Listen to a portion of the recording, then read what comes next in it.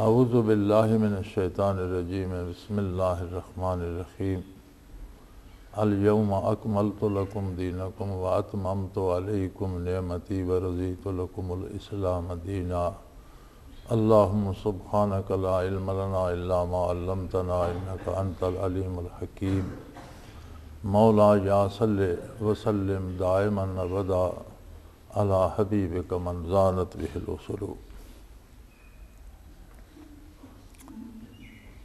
ارشاد باری تعالی ہے الیوم اکملت لکم دینکم، آج تمہارے لیے تمہارا دین مکمل کر دیا گیا۔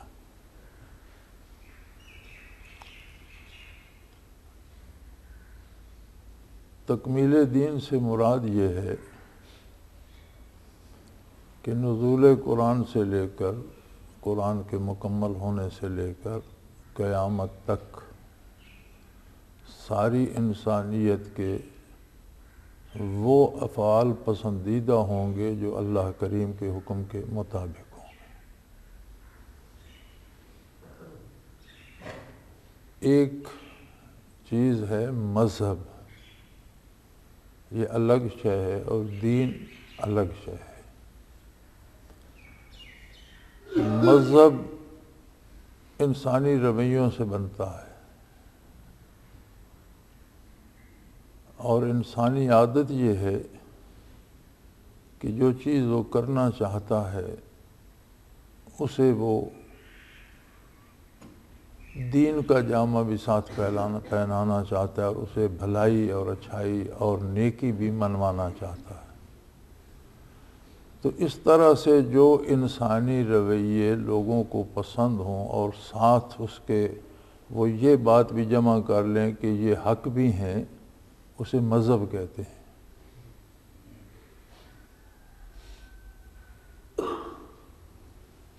لیکن دین وہ ہوگا جو انسانی رویوں سے نہیں، احکام الہی سے ترتیب پاتا ہے اور انسانی رویوں کو صحیح سمت عطا کرتا ہے۔ لہذا دین برحق ہمیشہ ایک ہی رہا اور ایک ہی رہے گا، اس میں کسی قسم کے شبہ کی کوئی گنجائش نہیں ہے، کیونکہ دین خبر ہے بنیادی طور پر اللہ کی ذات کے بارے، اللہ کی صفات کے بارے، آخرت کے بارے، نبوت کے بارے، ملائکہ کے بارے، برزخ کے بارے، حساب و کتاب کے بارے، جنت و جہنم کے بارے، یہ ساری خبر ہے۔ تو اگر خبروں میں اختلاف ہو تو دو خبریں بیک وقت صحیح نہیں ہوتی، صحیح ایک ہی ہوتی ہے۔ لہذا دین ایک ہی ہے اور ایک ہی رہے گا۔ عہد حاضرہ میں مغرب کو یہ شکایت ہے کہ مسلمانوں نے حقانیت پر یا سچائی پر اجارہ داری بنا لی ہے۔ ایک مشہور جملہ جو وہ کہتے ہیں، اس موضوع پہ بات ہو رہی تھی اگلے دن سیٹلائٹ پہ، تو وہ کہہ رہے تھے کہ the Muslim has the monopoly of the truth، کہ مسلمانوں نے حقانیت پر یا سچائی پر اجارہ داری بنا لی ہے۔ مناپلی یا اجارہ داری کوئی اچھا لفظ نہیں ہے۔ اجارہ داری سے مراد یہ ہوتا ہے کہ کوئی ایسی چیز جس میں دوسرے لوگوں کا حق بھی ہو، لیکن کوئی ایک زبردست سب پہ قبضہ کر کے بیٹھ جائے اور دوسروں کو اس کا حق نہ دے، اسے اجارہ داری کہتے ہیں۔ اسلام جو ہے یہ اجارہ داری نہیں ہے، بلکہ یہ حقیقی سچائی ہے۔ It's the ultimate truth. اور سچائی ہمیشہ ایک ہی ہوتی ہے، اس کی قسمیں نہیں ہوتی، اس میں عدد نہیں ہوتے۔ اب دین برحق جب اللہ کریم نے عطا فرمایا تو کیا دین صرف عبادات کا نام ہے، یا دین میں عبادات کا مقام کیا ہے اور تہذیب و معاشرت کا مقام کیا ہے؟ کیا دین الگ ہے، صرف عبادات کا اور عقائد کا مجموعہ ہے، اور تہذیب کوئی الگ چیز ہے، اگر ایسا ہوتا تو دین مکمل نہ ہوتا، کیونکہ انسانی زندگی جو ہے در حقیقت وہ تہذیب سے ہی اور معاشرت سے ہی عبارت ہے۔ تکمیل دین کا مقصد یہ ہے کہ عقیدے سے لے کر کردار تک ہر شعبہ حیات کو مکمل کر دیا گیا۔ لہذا مسلمان کی تہذیب بھی اسلامی احکام کے مطابق ہوگی۔ عبادات کا بہت بڑا مقام ہے عقائد کے بعد، اور عبادات میں فرائض ہیں جن سے فرار ممکن ہی نہیں، جو لازمی ہیں، لیکن ساری عبادات کا حاصل کیا ہے؟ بتایا تو ہمیں یہ جاتا ہے کہ عبادات سے ثواب ہوگا، روزہ رکھیں گے ثواب ہوگا، نماز پڑھیں گے ثواب ہوگا، حج کریں گے ثواب ہوگا۔ یہ نہیں بتایا جاتا کہ ثواب کیا ہے۔ ثواب کا معنی ہوتا ہے اجر، بدلہ، معاوضہ، اور قرآن کریم نے اس لفظ کو جو معاملہ کفار کے ساتھ ہوگا اور ان کے کردار اور نظریات پر انہیں جو سزا ملے گی اسے بھی ثواب کہا ہے کہ وہ ان کے کردار کا بدلہ ہے۔ فرمایا حل ثوب الکفار ما کانوا یفعلون، کافروں کو اور کیا ثواب ملے گا، جو ان کا کردار تھا وہی ملے گا۔ تو فی نفس ہی ثواب محض بدلے کا نام ہے۔ عبادات کا ثواب کیا ہے؟ ہر عبادت کا ثواب یہ ہے کہ بندے کا تعلق اللہ سے مضبوط ہو جاتا ہے، اور وہ تعلق اسے اطاعت الہی میں مدد کرتا ہے اور نافرمانی سے روکنے کا سبب بنتا ہے۔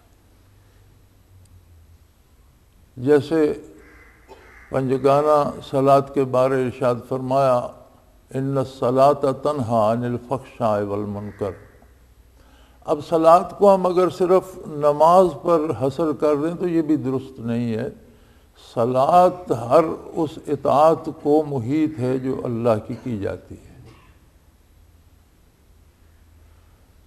تمام عبادات صلاۃ میں آ سکتی ہیں، اور سب عبادات کا حاصل یہ ہے کہ انسان ناپسندیدہ رویوں سے، بے حیائی سے اور برائی سے، گناہ سے رک جاتا ہے۔ ان الصلاۃ تنہی، اللہ کی عبادت روک دیتی ہے، الگ کر دیتی ہے، عن الفحشاء والمنکر، بے حیائی سے اور برائی سے۔ تو عبادات کا ثواب آدمی خود دیکھ سکتا ہے۔ عبادت کرنے والے کو چاہیے کہ وہ اپنی عبادات کے ثواب پہ نظر رکھے اور دیکھے کہ عبادات کے نتیجے میں اس کی عملی زندگی سدھر رہی ہے یا نہیں۔ دو باتوں میں سے ایک ضرور ہوتی ہے، یا عبادات کے نتیجے میں عملی زندگی سدھر جاتی ہے، اور اگر کوئی محض خانہ پوری کے لیے ہاتھ منہ دھوتا ہے، اٹھتا بیٹھتا ہے اور سمجھتا ہے کہ میری عبادت ہو گئی، اور کوئی عملی زندگی پہ اثر نہیں ہوتا، تو نتیجہ یہ ہوتا ہے کہ وہ عملی زندگی کے اثرات یا اس کا ثواب غالب آ جاتا ہے اور عبادات چھوٹ جاتی ہے۔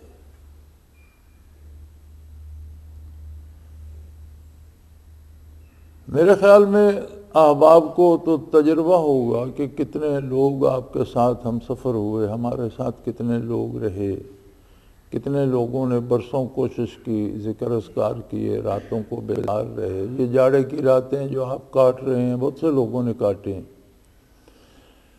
لیکن جب عملی زندگی میں تبدیلی نہیں آئی تو یہ لذتیں چھوٹ گئیں، اذکار چھوٹ گئے، عبادات چھوٹ گئیں، راندے درگاہ ہو گئے۔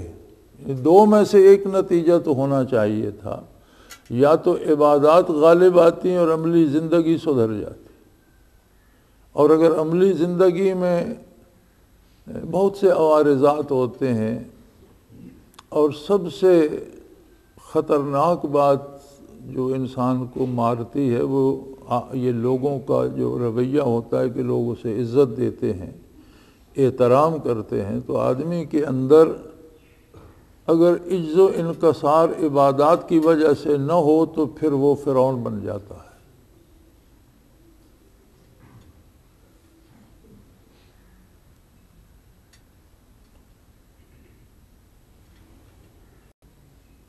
اور فرعونیت جب آتی ہے اس کے الگ مدارج ہوتے ہیں، کوئی چھوٹا کوئی بڑا، لیکن آپ فرعونیت ہی جاتی ہے، تکبر آ جاتا ہے، اپنے آپ کو بہت کچھ سمجھنے لگتا ہے.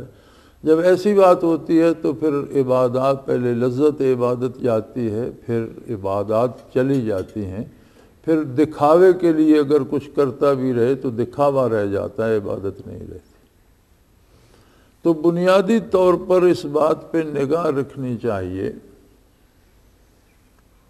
بلکہ یہاں تک نگاہ ہونی چاہیے کہ کل میری مزاج کا، میری طبیعت کا کیا حال تھا، اور پھر مجھے ایک رات کا اجتماع نصیب ہوا اور 3-4 دفعہ ذکر کرنے کی سعادت نصیب ہوئی، نمازیں احباب کے ساتھ نصیب ہوئیں، تو اس سب سے مجھ میں کیا مثبت تبدیلی آئی ہے.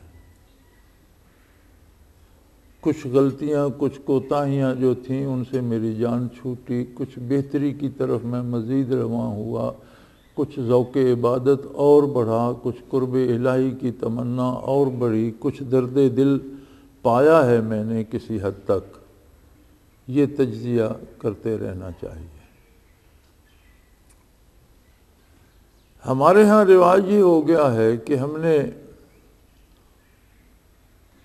انگریز کی غلامی میں جو 150 برس کاٹا تھا، اس نے ہماری رگوں میں خوئے غلامی پیوست کر دی ہے.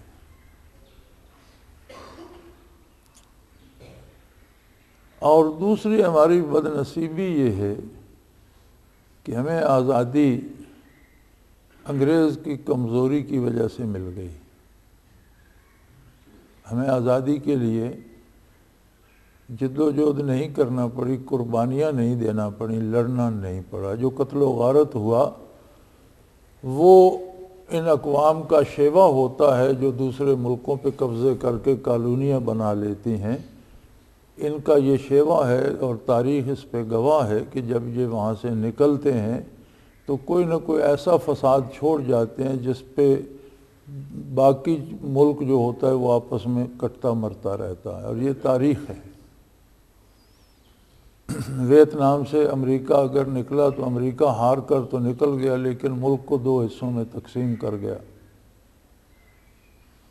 اسی طرح انگریز نے جہاں جہاں نوآبادیات چھوڑی ہیں وہاں ابھی تک خانہ جنگی ہو رہی ہے.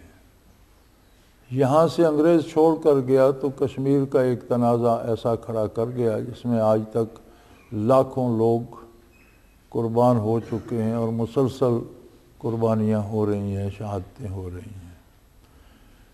تقسیم ملک میں ایسا طریقہ اس نے اختیار کیا کہ ہندو مسلم فسادات ہوئے اور لاکھوں لوگ تہتے ہو گئے اور قتل و غارت ہوئی اور لوگوں کی عزتیں لٹیں، گھر لٹے، شہروں کے شہر کھنڈر ہو گئے. یہ ان اقوام کا شیوا ہوتا ہے.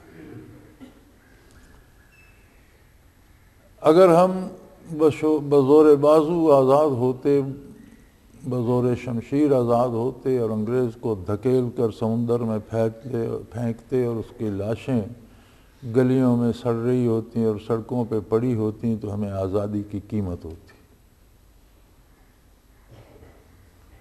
وہ آزادی ہمیں بظاہر تو مل گئی لیکن ہمارے خون سے خوئے غلامی نہیں گئی. لہذا ہر شعبہ زندگی میں ہم مغرب کی عادات کو اپنانا اپنے لیے باعث فخر سمجھتے ہیں. بلکہ میں یہ سمجھتا ہوں کہ ہم نے ہر شعبہ زندگی کو تباہ کر دیا ہے. ادب میں ایک بہت اعلیٰ صنف تھی غزل کی یا نظم کی یا شعر کی، اور شعر میں ایک توازن ہوتا تھا، اس کے الفاظ کی بندشیں ہوتی تھیں، ان کا ایک سلیقہ ہوتا تھا۔ ہوتے تو یہی الفاظ ہیں جو روزمرہ ہم بولتے ہیں، لیکن شعر میں یہ کمال ہوتا تھا کہ ایک بہت لمبے مضمون کو شعر کے 2 مصرعوں میں سمیٹ لیا جاتا تھا، اور ان میں چنے ہوئے خوبصورت الفاظ نگینے کی طرح جڑے ہوتے تھے۔ انگریز کے پاس یہ فن نہیں تھا۔ وہاں کیا تھا؟ جو منہ میں آتا ہے بکتے جاؤ، ایک جملہ 2 لفظوں پر ہے، اور دوسرا 20 لفظوں کا ہے، اور تیسرا 5 لفظوں کا ہے، اور چوتھا 8 لفظوں کا ہے، تو وہ کیا ہے؟ وہ انگریزی میں نظم بن گئی۔ اب ہمارے ہاں وہ خوئے غلامی جو تھی وہ اسے گھسیٹ لائی، اور اردو ادب میں بھی آزاد نظم آ گئی، وہ انگریزی کی طرز پر، جس کا نہ کوئی سر ہے نہ پیر، جو کسی کے جی میں آئے وہ کرتا چلا جائے۔ برِ صغیر میں گانے کے بھی اصول تھے، گانے کی بھی اقدار تھیں، اس میں سریں، تانے، راگ متعین تھے، اور ہر کوئی اٹھ کر گانا نہیں گا سکتا تھا۔ اس خوئے غلامی نے مغرب میں تو چونکہ نہ سر تھی، نہ لے تھی، نہ تال تھا، نہ کوئی بندش تھی، نہ کوئی پابندی تھی، جیسی نظم تھی ویسے ہی گانے تھے، ساتھ میں انہوں نے اچھل کود شامل کر لی۔ اب اس خوئے غلامی نے اسے بھی ایسا کھینچا کہ اپنی اعلیٰ چیز کو چھوڑ کر، اب آپ دیکھ لیں کہ چند لڑکے لڑکیاں سٹیج پہ اچھل کود رہے ہوتے ہیں اور ککھ پتہ نہیں چلتا کہ وہ کہنا کیا چاہتے ہیں، کوئی لفظ پلے نہیں پڑتا، کوئی اس میں ردم، کوئی اس میں لطف دینے والی چیز نہیں ہوتی، بلکہ ایک اچھل کود ہے جو آپ دیکھ رہے ہیں، ایسے پتہ چلتا ہے جیسے بندر کو کھجلی لگ گئی ہے اور وہ اچھل کود رہا ہے اور خارش کر رہا ہے۔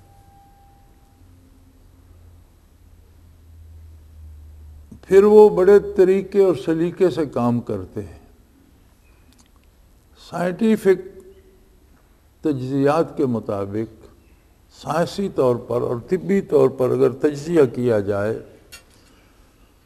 تو افیون اور چرس دوسرے اور تیسرے درجے پر آتی ہیں، چرس تیسرے درجے پر آتی ہے، افیون دوسرے درجے پر آتی ہے، اور انسانی معاشرے اور صحت دونوں میں خرابی پیدا کرنے میں شراب پہلے درجے پر آتی ہے۔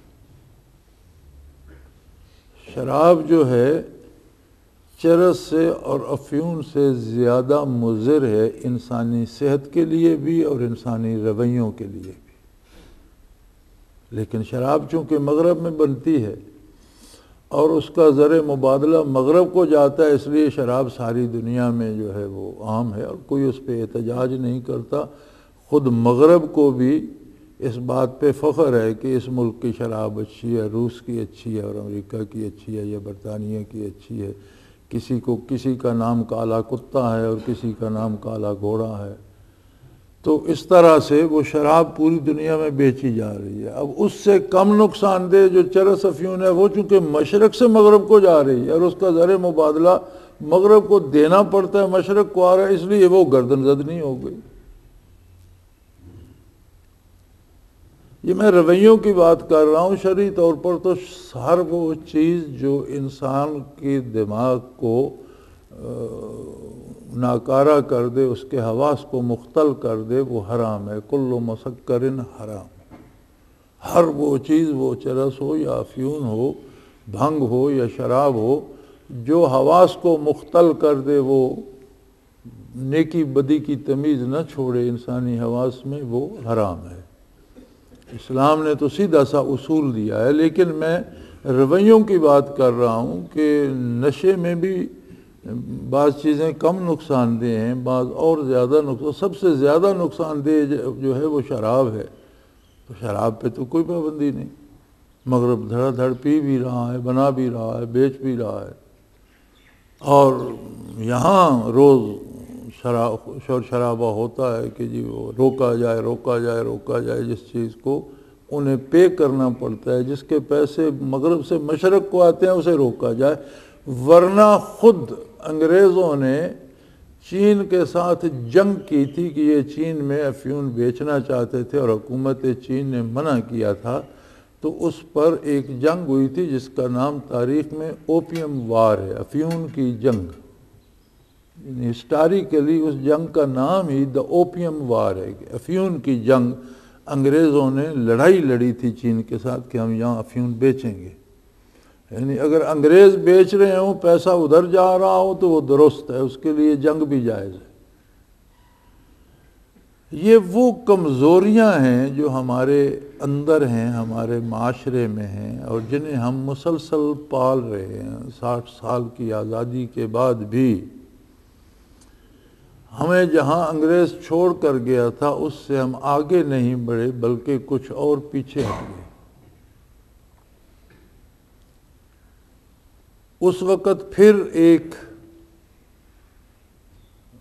حد فاصل تھی بر صغیر کے افراد اور انگریز کے درمیان، ایک حد تک لباس میں، عادات میں، اخلاقیات میں، میل جول میں، انسانی رویوں میں کچھ فرق تھا۔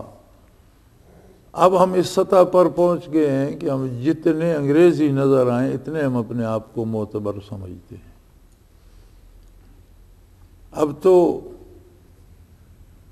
میرے خیال میں آدھے سے زیادہ علماء بھی انگریزی لباس میں ملبوس ہو گئے، یعنی بات یہاں تک پہنچ گئی ہے کہ اب مسجد کے ملا کو بھی انگریزی تہذیب آہستہ آہستہ نگلنے لگ گئی ہے، اور بیشتر آپ کو پڑھے لکھے علماء بھی اس لباس میں اور اس حلیے میں نظر آئیں گے۔ یہ تہذیبی مقام پر اور محاذ پر شکست ہوتی ہے کہ کوئی بندہ دوسروں کی عادات یا دوسروں کے رسومات یا ان جیسی چیزیں اپنانا شروع کر دے، تو یہ اس کا مطلب یہ ہوتا ہے کہ اس کے اپنے پاس کچھ نہیں ہے، اس کا اپنا کوئی رویہ، اس کی اپنی کوئی معاشرت، اس کی اپنی کوئی تہذیب نہیں ہے۔ تو یہ ساری چیزیں آج کل بڑی موضوع بحث بنی ہوئی ہیں اور ان پہ ہماری ٹیلی ویژن پہ بڑے مناظرے ہو رہے ہیں۔ اس میں ایک بہت بڑی بات یہ تھی کہ تہذیب کو اور دین کو الگ سمجھا جائے۔ اگر تہذیب کو دین سے الگ کر دیں تو باقی دین میں کچھ رہ ہی نہیں جاتا۔ جدا ہو دین سیاست سے تو رہ جاتی ہے چنگے سی۔ تہذیب ہم اسے کہیں گے، تہذیب کا مطلب یہ ہوتا ہے کہ خوبصورتی سے ترتیب دینا کسی چیز کو، کسی بھی شے کو آسن طریقے سے ترتیب دینا۔ محض اینٹیں جوڑ دو کہ کوئی اینٹ باہر نکلی ہوئی ہے، کوئی اندر گھسی ہوئی ہے تو دیوار تو بن جائے گی، لیکن اگر ان اینٹوں کو آپ ایک دھاگا باندھ کر ایک توازن سے جوڑتے ہیں اور خوبصورتی سے جوڑتے ہیں، دیوار بھی بن جاتی ہے اور اس میں مضبوطی بھی آ جاتی ہے اور حسن بھی آ جاتا ہے، تو یہ تہذیب ہوگی۔ تو انسانی رویوں کو اگر خوبصورت طریقہ دیا جائے، آسن طریقے سے انہیں ادا کرنے کا سلیقہ دیا جائے تو وہ تہذیب کہلائے گی۔ تو اسلام نے عبادات پر یہ حکم دیا ہے کہ عبادت اللہ اور بندے کے درمیان کا معاملہ ہے۔ اللہ جب چاہے اپنے سارے حقوق معاف کر دے، وہ قادر ہے۔ گنجائش ہے کہ ایک آدمی نے زندگی بھر عبادت نہیں کی اور عبادت نہ کرنے کے جرم کو اللہ معاف کر دے، کوئی بات نہیں۔ لیکن جب بات تہذیب کی، رویوں کی، انسانوں کے ساتھ معاملات کی آئے گی تو فرمایا کہ اللہ کریم فرمائیں گے کہ جسے تیری وجہ سے تکلیف پہنچی، جس کے ساتھ تیرا رویہ نادرست ہونے کی وجہ سے اس کا نقصان ہوا، یہ اس کا حق ہے کہ وہ تجھے معاف کرتا ہے یا نہیں۔ تو لہذا عبادات سے تہذیب اسلام میں زیادہ اہمیت رکھتی ہے کہ ہم معاملات کس طرح سے کرتے ہیں، لین دین کس طرح سے کرتے ہیں، ملتے ملاتے کس طرح سے ہیں، کتنی اس میں ہماری طرف سے دوسروں کو خوشی نصیب ہوتی ہے، ان کے حقوق آسان طریقے سے انہیں نصیب ہوتے ہیں۔ پھر دوسرا، اسلام نے تہذیب میں ایک اور سنگ میل فرمایا کہ تمہارا حق کسی پہ بنتا ہے اور تم سمجھتے ہو کہ وہ کمزور ہے یا حق ادا نہیں کر سکتا، یا تم اس پہ احسان کرنا چاہتے ہو اللہ کو راضی کرنے کے لیے، تو تم اپنا حق معاف کر سکتے ہو۔ لیکن اگر کسی کا حق تم پر بنتا ہے تو تم اپنی انتہائی کوشش یہی رکھو گے کہ اس کا حق ادا کرو۔ تو مذہب میں تو ہو سکتا ہے کہ مذہب الگ کر لیں اور تہذیب الگ کر لیں، چونکہ مذہب تو انسانوں کے بنائے ہوئے ہوتے ہیں، لیکن دین اللہ کی طرف سے ہے، اور اسلام کو اللہ نے مکمل کر دیا۔ مکمل کا مطلب ہی یہ ہے کہ تمام انسانی رویوں کی راہیں متعین کر دی، راستے مقرر کر دیے۔ اب اس پہ ایک بڑی بات جو اہل مغرب کہتے ہیں اور ہمارے ادیبوں دانشوروں نے جسے زبان زد عام کر دیا کہ جی 1400 سال پرانی بات ہے، اب 1400 سال پہلے کا معاشرہ وہ آج کیسے برپا کیا جا سکتا ہے۔ جہاں تک میں سمجھتا ہوں اسلام 1400 سال پرانا نہیں ہے، بلکہ زمین پر قدم رکھنے والا پہلا انسان حضرت آدم علیہ السلام اسلام لائے تھے اور وہ مسلمان تھے، اور تب سے لے کر عیسیٰ علیہ السلام تک پے انبیاء آئے اور سارے اسلام لائے، وہ سارا اسلام تھا۔ وہی عقیدہ ذات باری تعالی، آخرت، قیامت، فرشتوں، جنت، دوزخ کے بارے جو آدم علیہ السلام نے ارشاد فرمایا، وہ 1.25 لاکھ یا کم و بیش جتنے انبیاء اور رسول آئے سب نے وہی عقیدہ، اور حضور نبی کریم صلی اللہ علیہ وسلم نے بھی وہی عقیدہ ارشاد فرمایا۔ یہ اسلام کا تسلسل ہے، اور اگر اسلام پرانا ہے تو پھر یہ 1400 سال پرانا نہیں ہے، یہ اتنا ہی پرانا ہے جتنی انسانیت پرانی ہے۔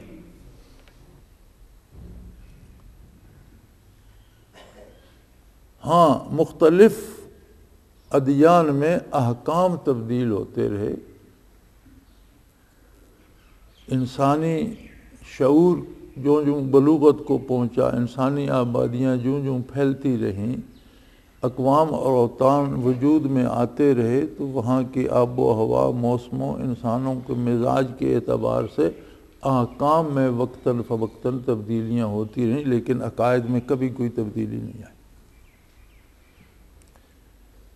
تاکہ وہ وقت آ گیا کہ جب انسانیت اپنے کمال کو، اپنے بلوغ کو پہنچی، تو اللہ نے اپنا آخری رسول مبعوث فرمایا صلی اللہ علیہ وسلم، جس نے نبوت کو مکمل کر دیا اور ایسا دین دیا کہ جس کے بعد کسی نئے دین کی ضرورت باقی نہ رہی، وہ کتاب دی جس کے بعد کسی نئی کتاب کی ضرورت باقی نہ رہی، اور اسی کو ختم نبوت کہتے ہیں۔ یہ نہیں کہ نبوت ختم ہو گئی، نبوت مکمل ہو گئی۔ ختم سے مراد یہ ہے کہ نبوت کی جو عمارت تھی وہ اپنی تکمیل کو پہنچی، اور نبی کریم کا ارشاد بھی ہے، ایک حدیث پاک کا مفہوم بھی یہ ہے کہ نبوت کو اب اگر آپ ایک عمارت، خوبصورت عمارت کی طرز پر دیکھیں تو اس میں ایک اینٹ کی کمی نظر آتی تھی، اور میں وہ اینٹ ہوں، میری ذات وہ اینٹ ہے جس نے اس عمارت کو مکمل کر دیا۔ تو ختم نبوت سے مراد یہ ہے کہ کسی نئے نبی کی گنجائش ہی باقی نہ رہی۔ اس لیے علماء حق کا ارشاد ہے کہ کوئی اگر حضور صلی اللہ علیہ وسلم کے بعد نبوت کا دعویٰ کرتا ہے تو دوسرا اس سے دلیل مانگتا ہے کہ تمہاری نبوت کی دلیل کیا ہے، تو وہ دلیل مانگنے والا بھی کافر ہے۔ نبوت کے دعوے والا تو کافر ہے ہی، جو اس سے دلیل طلب کرتا ہے وہ بھی کافر ہے، کہ اس کا بھی ابھی اس میں بھی وہ تذبذب ہے کہ شاید کچھ دلائل اگر اس کے پاس ہوں تو یہ نبی ہو سکتا ہے۔ ختم نبوت ایمان کا ایسا حصہ ہے کہ جس میں ذرا سا شک آئے تو سارا ایمان مشکوک ہو جاتا ہے۔ تو ختم نبوت اسی بات کی دلیل ہے کہ تہذیب ہو یا معاشرت، معیشت ہو یا صلح اور جنگ، لین دین ہو یا سیاست، یہ ساری چیزیں مکمل ہو چکی، ان کے اصول و قواعد و ضوابط بن چکے۔ اب ان شرعی حدود کے اندر ان میں کوئی تبدیلی آتی ہے تو وہ درست ہے، اور تبدیلی آتی ہے ہمیشہ ذرائع میں، وسائل میں۔ کیا 1400 سال پہلے انسان کو بھوک لگتی تھی؟ اب نہیں لگتی۔ 1400 سال پہلے اسے لباس چاہیے تھا، آج نہیں چاہیے۔ 1400 سال پہلے وہ سفر کرتا تھا، آج نہیں کرتا۔ 1400 سال پہلے اسے گھر چاہیے تھا، آج نہیں چاہیے۔ 1400 سال پہلے اسے نیند کی ضرورت تھی، آج نہیں ہے۔ 1400 سال پہلے بیمار ہوتا تھا، علاج کرتا تھا، آج وہ بیمار اور علاج نہیں۔ کون سی چیز بدل گئی ہے؟ 1400 سال پہلے جن باتوں پہ جنگ ہوتی تھی، آج بھی انہی باتوں پہ لڑائیاں ہوتی، کچھ بھی نہیں بدلا۔ ہاں، وہ جو ضرورتیں آتی تھیں بھوک کی، لباس کی، مکان کی یا صلح جنگ کی، انہیں پورا کرنے کے طریقے 1400 سال پہلے مختلف تھے، آج مختلف۔ 1400 سال پہلے لوگ پیدل حج پہ جاتے تھے، گھوڑوں پہ حج پہ جاتے تھے، آج ہوائی جہاز پہ جاتے ہیں۔ اس پہ اسلام نے تو کوئی قدغن نہیں لگائی، وسائل پہ تو کوئی قدغن نہیں ہے۔ 1400 سال پہلے مٹی کے کچے گھر بنا لیتے تھے، آج آپ بنگلہ اور کوٹھی بنا لیتے ہیں۔ اسلام نے منع نہیں کہ وسائل سے نہیں روکا۔ اگر قدغن لگائیے تو اس بات پر کہ 1400 سال پہلے بھی دوسرے کا پتھر چوری یا زبردستی لے کر اپنا گھر نہ بناؤ، اور آج بھی اسی پہ قدغن ہے کہ دوسرے کے وسائل اور ذرائع چوری یا ناجائز طریقے سے حاصل نہ کرو۔ جائز وسائل سے اور حلال طریقے سے وسائل جمع کرو، اور اچھا کھاؤ، اچھا پہنو، اچھا گھر بناؤ، اچھی گاڑی رکھو۔ اس میں کوئی بات پرانی نہیں ہے، اس لیے کہ یہ وہ دین ہے جو ساری انسانیت کے لیے اور سارے زمانوں کے لیے ہے۔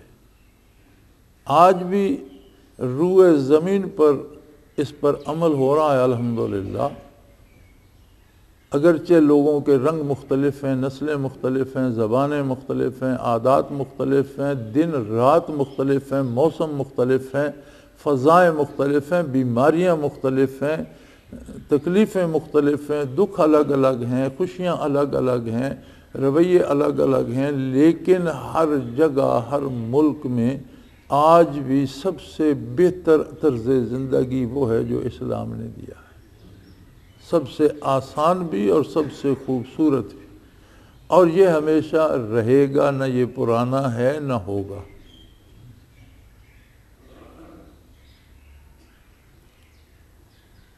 چودہ صدیوں کی تو بات ہی نہیں، یہ تو ساری انسانی تاریخ کی بات ہے، اور یہ کمال ہے اسلام کا، اور یہ معجزہ ہے نبی کریم صلی اللہ علیہ وسلم کا کلام الہی۔ بہت بڑا معجزہ یہ ہے کہ آپ نے اللہ کا کلام بندوں تک پہنچایا، اور اس کلام میں یہ معجزہ موجود ہے کہ 14 صدیاں بڑا لمبا زمانہ ہوتا ہے، اور زمانے کی گردش بے شمار نقوش کو مٹا دیتی ہے۔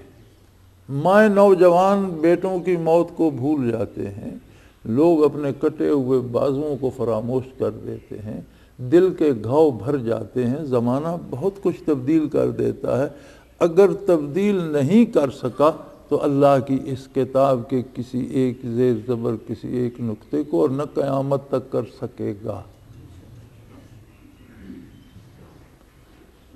لہذا اسلام کے سارے اصول ناقابل تبدیل ہیں۔ ہاں، اسلام میں وسعت نظر ہے، اور اس نے حدود متعین کر دی ہیں، اور انہیں سمجھنے کے لیے ایک آسان سا قاعدہ ہے کہ جہاں دوسرے کے حقوق میں مداخلت نہ ہو وہاں تک آپ کا حق ہے،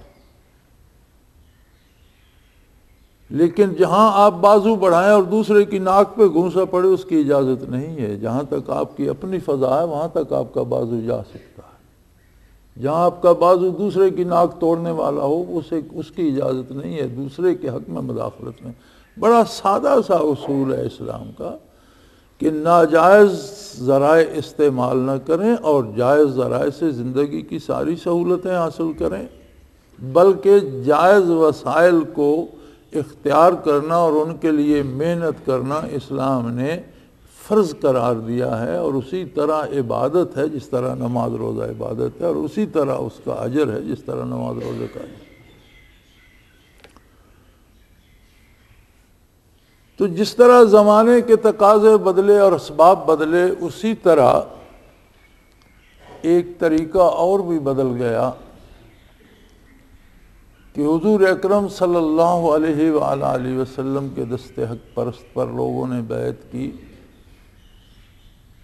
جس کے مختلف مفاہیم تھے، اور سب کا مرکز حضور کی ذات اقدس تھی صلی اللہ علیہ وسلم۔ بیعت ارشاد بھی حضور سے تھی، بیعت تصوف بھی حضور سے تھی، بیعت امارت بھی حضور سے تھی، موت پر بیعت بھی حضور سے تھی، اور صلح اور جنگ پر بیعت بھی حضور سے تھی۔ آپ صلی اللہ علیہ وسلم سب کا مرکز تھے۔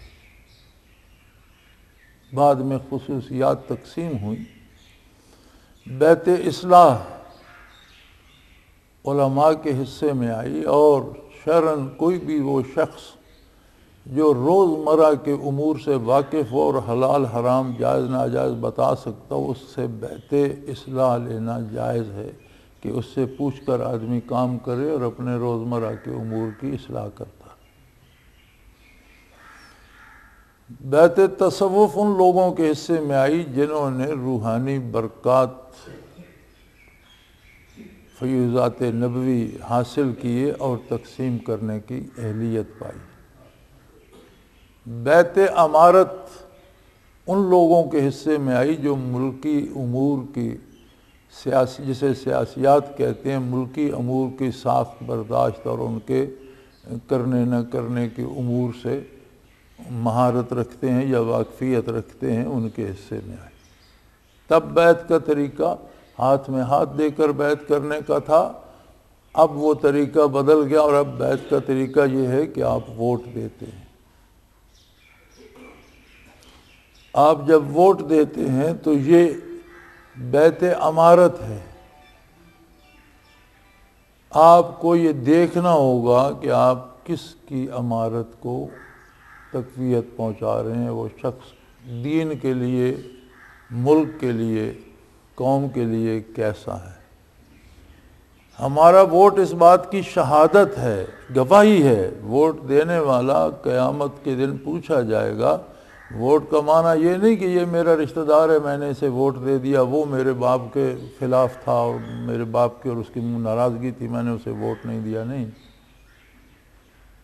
یا یہ ہمارے قبیلے سے ہے اور وہ دوسرے قبیلے سے ہے، یا یہ ہماری سیاسی پارٹی سے ہے وہ دوسری پارٹی سے ہے، یہ نہیں۔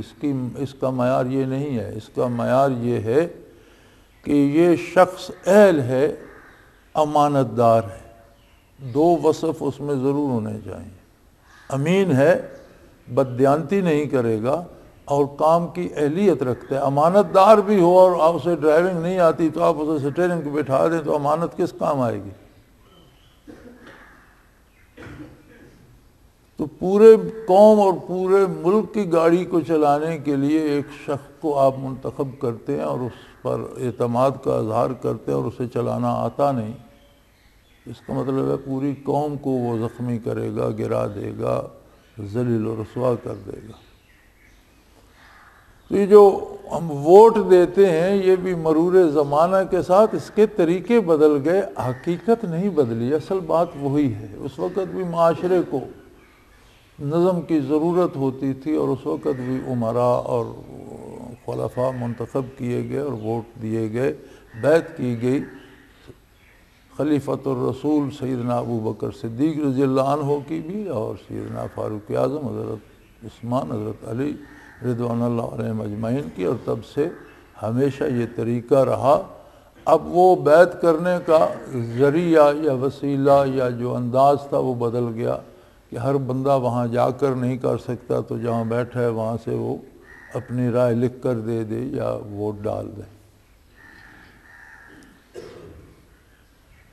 یہ میں اس لیے عرض کر رہا ہوں کہ پھر سے الیکشن کا چرچا ہے۔ اب یہ جانے اللہ ہوگا کیا، یہ تو اللہ کو معلوم ہے۔ کل کیا ہوگا یہ تو وہ جانتا ہے۔ الیکشن ہوگا نہیں ہوگا، تبدیلی الیکشن سے آئے گی، یہ تبدیلی جیسے پہلے زبردستی آ جاتی ہے، اسی طرح ملیریا کی طرح زبردستی بخار کی طرح چڑھ جائے گی، یہ کوئی کسی کو پتہ نہیں ہے۔ جس کا زیادہ اندیشہ ہے وہ یہ ہے کہ یہ بھی اس وائرس کی طرح چھا جائے گی تبدیلی بھی، یہاں چونکہ یہ رواج پڑ گیا ہے کہ تبدیلی صحیح طریقے سے نہ آئے اور ایک اپنے انداز سے آ جائے، ہو سکتا ہے اس طرح کچھ ہو جائے۔ لیکن اگر الیکشن ہوں تو جس طرح عبادات ضروری ہیں اسی طرح اس انتخاب کی تیاری بھی ضروری ہے، اور صرف اپنے آپ کو تیار نہ کریں، ایک حلقہ احباب ہر شخص بنائے، اپنا ایک حلقہ اثر بنائیں، لوگوں کو اس بات پہ آمادہ کریں کہ ہمیشہ ہم دھڑ بندیوں پر، ہمیشہ ہم اپنے ذاتی دوستیوں دشمنیوں پر ووٹ دیتے رہتے ہیں، ایک دفعہ دیانت داری سے بھی دے کر دیکھیں۔ ہمیں شکایت ہوتی ہے حکومتوں سے، حکمرانوں سے، اور ہمیشہ ہم یہ شکوہ کرتے ہیں، لیکن ہم یہ نہیں سوچتے کہ انہیں ووٹ کس نے دیا ہے۔ گھر میں اگر کوئی ایک ایسا جانور پکڑ لاتا ہے جو سارے گھر والوں کو پریشان کرتا ہے تو آپ جانور کو گالیاں نہیں دیتے، جانور کو بھلا برا نہیں کہتے، اس لانے والے کو کہتے ہیں۔ کوئی سانپ پکڑ کے گھر میں لے آتا ہے تو آپ لانے والے کو کہتے ہیں کہ تم نے یہ بلا اپنے گھر میں کیوں رکھ لی، یہ بچوں کو ڈس لے گا، اس سے ہر کوئی ڈر رہا ہے۔ اسی طرح حکومت کو، حکمرانوں کو آپ تانے نہ دیا کریں، انہیں لانے والے ہم ہیں۔ تو پھر اگر حکومت اچھی نہیں ہوتی تو اس کے لعن طعن کے ذمہ دار بھی ہم ہیں۔ پھر اپنے آپ کو لعن طعن کرنی چاہیے کہ میں نے یہ کیا ظلم کیا، ہم نے یہ کیا زیادتی کی، ہم یہ کس کو پکڑ کر لیا۔ ایک اور بیماری ہے ہمارے دیندار طبقے میں کہ ہم اسے دین کی بڑی خدمت سمجھتے ہیں، ہم کہتے ہیں جی ہم نے تو الیکشن میں ہم گئے ہی نہیں، ہم نے ووٹ دیا ہی نہیں۔ آپ کا ووٹ نہ دینا بھی ناپسندیدہ لوگوں کے لیے راستہ کھلا چھوڑ دیتا ہے۔ یعنی مطلب ہے آپ سانپ کو پکڑ کر نہیں لائے، لیکن سانپ کو گھر میں گھسنے سے آپ نے روکا بھی نہیں۔ اگر غلط آدمی کو ووٹ دیے تو آپ سانپ کو پکڑ کر لے آئے، لیکن آپ الیکشن میں ووٹ دینے گئے ہی نہیں، تو اس کا مطلب ہے کہ سانپ کو گھر میں گھسنے سے آپ نے روکا بھی نہیں۔ تو چلو پکڑ کر لانے والے سے کم خطا کار صحیح، لیکن نہ روکنے والا بھی ذمہ دار تو ویسا ہی ہے کہ اگر اس کے ڈسنے سے گھر کے لوگ مریں گے تو وہ روک سکتا تھا، اس کے پاس لاٹھی تھی، وہ دروازے پہ کھڑا تھا، اس نے نہیں روکا، تو ذمہ دار تو وہ بھی ہے۔ یہ ووٹ نہ دینے والے حضرات بھی حکمرانوں کے مظالم میں برابر کے شریک ہیں۔ جس طرح ووٹ دینے والے شریک ہیں، اس طرح نہ دینے والے بھی شریک ہیں۔ تو اللہ کرے ملک میں امن و امان رہے اور پرامن اور منصفانہ الیکشن ہوں، تو دل یہ چاہتا ہے کہ آپ کی بھی ایک حیثیت ہو، اور نقش بندیہ اویسیہ کی اور الاخوان کی ایک طاقت ہو جو کسی مثبت پلڑے میں جائے اور ایک مثبت کردار ادا کرے قومی حقوق کے تحفظ میں۔ ہو سکتا ہے سارے لوگ آپ کے ساتھ ذکر پر متفق نہ ہوں، ہو سکتا ہے سارے لوگ آپ کے کہنے پر داڑھی نہ رکھیں، ہو سکتا ہے سارے لوگ آپ کے کہنے پر نمازی نہ بن جائیں، لیکن 5 سال میں ایک دفعہ ووٹ دینا ہوتا ہے، کم از کم اس پہ تو کچھ لوگوں کو آپ کے ساتھ متفق ہونا چاہیے۔